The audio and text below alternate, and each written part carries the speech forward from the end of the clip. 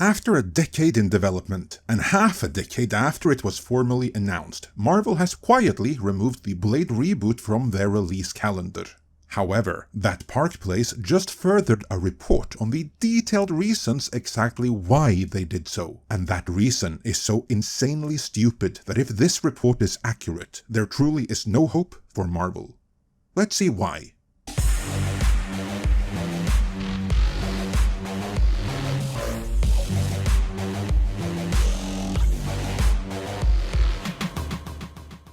Before we begin here, know that internal development on a Blade reboot began as early as 2013. That's early in Phase 2, while it was officially announced in 2019, alongside other movies that have since been made and released and already forgotten. Because outside of Deadpool and Wolverine, Guardians of the Galaxy 3 and Spider-Man No Way Home, nothing that Marvel has released since 2019 has clicked with the general audience in any meaningful long-term way. The development of Blade has been a particularly rough ordeal though, with even the attached star's attorney describing the whole ordeal as the craziest thing in his professional experience. And he did not mean that in any good way. Of course, this was when Marvel went all in on DEI in every facet of production, both in front of as well as behind the camera, to the detriment of every single MCU production, and indeed. Blade was for a while there set to be but a guest character in a movie that was all about multiple strong and independent women, several of which would have been gay and none of which would need to be rescued by any man, even if the movie sported the title Blade.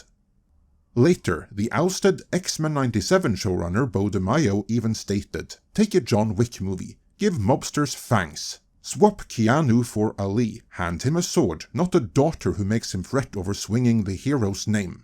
Wick cost $20 million to make. Add $10 million for vampire/Darkhold magic VFX, you have a $30–40 million Marvel movie. I don't get why it's so hard. Studios broken."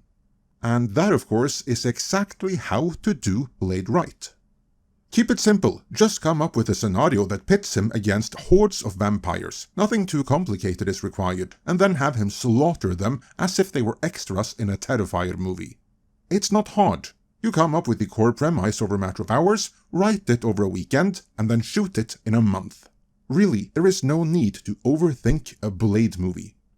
To it, DeMaio continued. My favorite was the Raid-style treatment where Blade finds himself defending a run-down tenement of humans from Varney's purports until daylight. It took place over one night. Blade learns from tenant Jericho Drum that Varney's attacking because the female tenant, who Blade sort of fancies, has been magically impregnated with Lilith by tenants who are secretly Darkhold cultists. Think 30 Days of Night meets Rosemary's Baby. See, that's how you do it. All that was needed was to skip the new guy, who is no spring chicken either, and bring back Wesley Snipes. Only Blade there ever was. But they never wanted to do that. So what's the problem? Well, let's get into the story proper. That Park Place, after recapping the reports that the reboot has been taking off the release calendar, writes, following this report, a rumor from Alex Perez of the Cosmic Circus shared the reason the film was removed was because the story is disconnected from the rest of the Multiverse saga. Which is a good thing. We want a standalone Blade saga. He added, same goes for Armor Wars, Nova, etc. It's not that they're not getting made, they're getting pushed to make room for multiversal stories. He clarified in a subsequent post, not make room, because they ain't adding other movies to replace Blade's slot. Focus solely on multiversal stories is what I meant to say. To me, that only further confirms what I already know to be the case. Namely that there can be no recovery for Marvel for as long as Kevin Feige, the architect behind Marvel's destruction, remains in the building. Now, upon hearing me saying that, some of you may think, but Andre, you're being unfair. Kevin Feige is the visionary behind the whole MCU. To which I say, no he wasn't, because there would have been an MCU with or without him, and certainly up to midway through Phase 2, it would even have looked largely the same without him, because the rise and success of the MCU was a joint effort in which Kevin Feige had but a limited role. He is, however, uniquely responsible for the downfall of the MCU, alongside Bob Iger, and I break down why this is so over 2 videos, detailing the rise and the fall of the MCU, both of which are linked to in the description. It's ever since Kevin Feige gained fully 100% creative control over the MCU, which started with his baby WandaVision, that everything has gone to hell in a handbasket. All the true architects that Kevin Feige relied on to actually weave an interconnected story that is not only consistent but compelling are gone now. Case in point, the whole Multiverse saga is a disaster made by him and his yes-men. They obviously couldn't hack it, and now they just need to end it and move on from it. But instead, if this report is to be believed, they're sacrificing standalone stories that the audience would have responded to in favor of creating more installments in a saga the audience clearly doesn't connect with. That's just insane.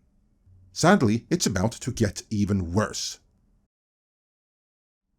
The write-up continues. Perez also shared that Marvel has an entire Midnight Suns arc set up for Blade, and it is the only thing keeping actor Mahershala Ali attached to the film. He wrote on X, he has a whole arc set up with Midnight Suns and the supernatural side of the MCU. Doctor Strange 2, Werewolf by Night, Moon Knight, Agatha and Ironheart only have scratched the surface of what's coming. That is the only thing that's kept him attached. To me, that is the even worse news. Not the bit about Mahershala Ali, but that they're planning a whole interconnected Midnight Suns saga, where, as it was stated, Doctor Strange 2, Werewolf by Night, Moon Knight and Agatha All Along are all homework. And none of these are fan favorites, let's say, with Agatha being a certified ratings disaster featuring lesbian witches, starring in a series that is made exclusively for the LGBTQIAP+ audience as well as for various assorted cat ladies and strictly no one else. And yet they want to bog Blade down by tying it with that? I hope Blade remains off that calendar until such time that both Bob Iger and Kevin Feige, the destroyers of the MCU, are gone. Only then is there hope for the MCU, let alone Blade. Wesley Snipes better stay in shape. Let me know your thoughts on all of this in the comments. And before you go, and on the topic of vampires, be sure to check out our full version of the original 1922 Nosferatu. Yes, that's the full movie, with a brand new score, brand new and newly translated intertitles, as well as the corrected color tints. For the first time at all times, revealing the correct time of day and night since the original release. It's the perfect movie for Halloween, and you can see it alongside our detailed retrospective breaking down the making of it on our brand new channel, Midnight's Edge Retrospectives and Classics. Go subscribe now.